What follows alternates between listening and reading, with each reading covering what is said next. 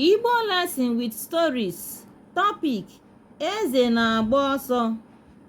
Igbo, English. Number 1 sentence says, Eze na-agba ọsọ.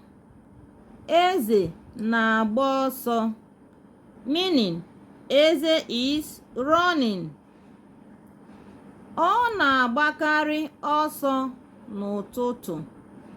Ọ na-agbakarị ọsọ n'ụtụtụ. It means he usually runs in the morning. O ji ịgba ọsọ emegharị ahụ ya n'ụtụtụ. O ji ịgba ọsọ emegharị ahụ ya n'ụtụtụ. It means he uses running to exercise his body in the morning. Ajụjụ, questions. Eze ọ na-aga ije? Eze ọ na-aga ije? Is Eze walking? Azịza, mba. Mba.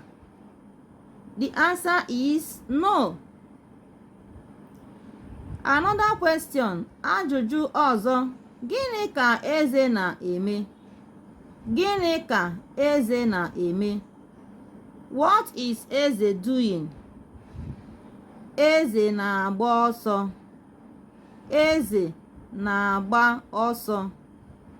Eze is running. Gịnị mere o ji agba ọsọ? Gịnị mere o ji agba ọsọ? Why is he running? Azịza, that is answer. O ji ya emegharị ahụ. O ji ya emegharị ahụ. Meaning, he uses it to exercise. Share our videos. Follow us for more. Subscribe to our channel. Bye.